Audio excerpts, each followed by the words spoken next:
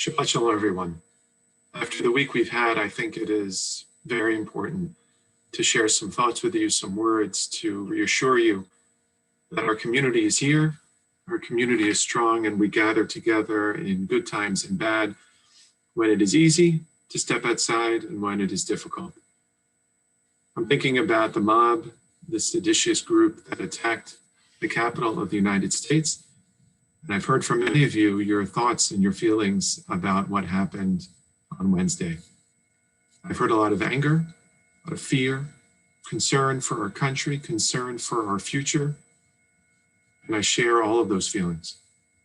I hope that all of those who attacked the Capitol, that breached those hallowed walls, that threatened our democracy, are punished to the full extent of the law.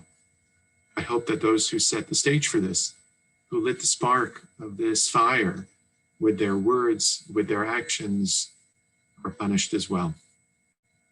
There are two ideas I want to mention to you from the Torah reading that relate to this week's actions. The first relates to the name of God that is spoken about, that is revealed at the story of the burning bush, when Moses first encounters God.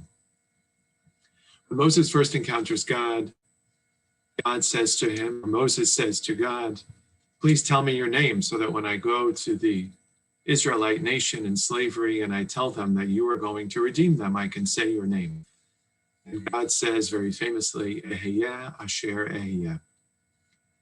I'm not going to pretend that I'm the one who can tell you exactly what that means, but one of the possible understandings of that phrase is the very literal Hebrew translation, I will be what I will be.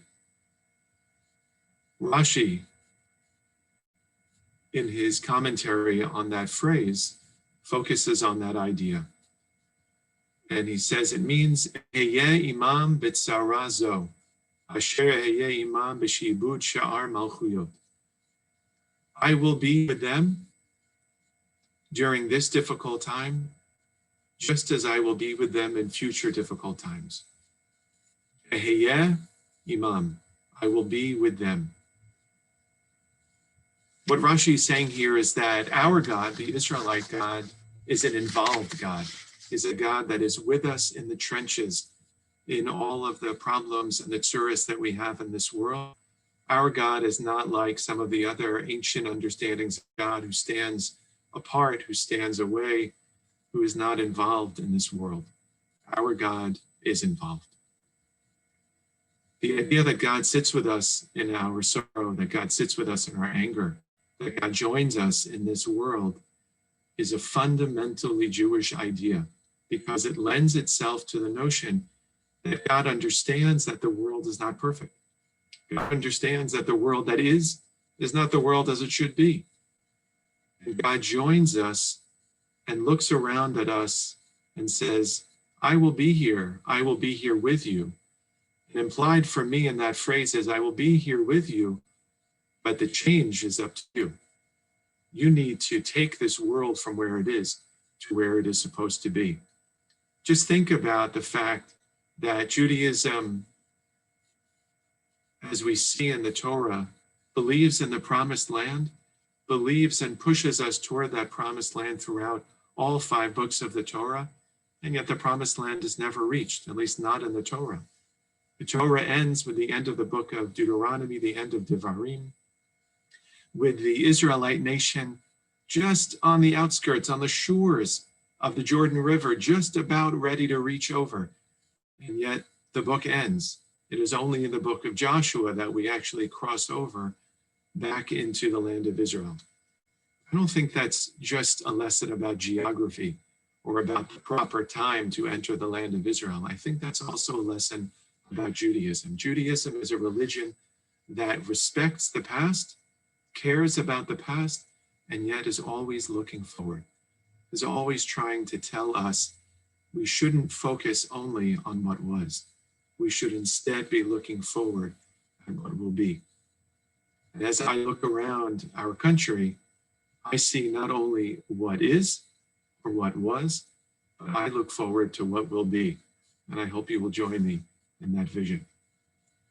The second lesson I want to help us draw from this Torah reading helps me tremendously think about this past week and what my role can be and what your role can be in bringing us from where we are to where we could be. And that involves civil disobedience. God tells us that the world can be a better place. God helps us understand that the world can be a better place. And yet, we also learn that the only way to get from here to there is through our own action. We pray to God and we have faith in God, and God acts in the world too in ways we don't always understand. But this Torah reading, perhaps more than any other, teaches us the power of the individual to make a difference. Here are 3 examples of that in this week's Torah reading. At the very beginning of the book of Exodus, we learned about 2 miyaldot ha'ivriot, 2 midwives. Either they were Hebrew midwives, meaning they were Jewish themselves, or they were Egyptian midwives who served the Jews. Either way, they disobeyed Pharaoh because Pharaoh commanded them to kill all of the male Israelite children, and they refused. They believed in God. They stood up to Pharaoh, who was a living God in ancient Egypt. They stood up to Pharaoh because they believed in the Israelite God, because they understood right and wrong, and they knew that they could make a difference. Shifra and Puah should be remembered. Then in chapter 2, we read another example of a woman who makes a difference, who makes all the difference. And who was that woman? None other than Bat Paro, the daughter of Pharaoh. Moses comes down the Nile River. We all know the story, in a basket, sent off by his parents to hopefully save his life. And the daughter of Pharaoh is bathing in the river, and she saves him. She must know, of course, that this is an Israelite baby. And she could have turned him over to her father, Pharaoh, but she does not. She saves his life.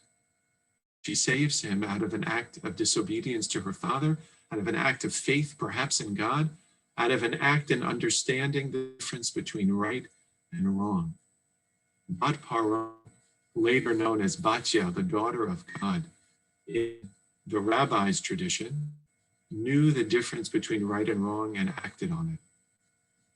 Moses grew up, and several verses later, we read about how Moses was out walking and he saw a fellow Israelite being beaten by an Egyptian taskmaster.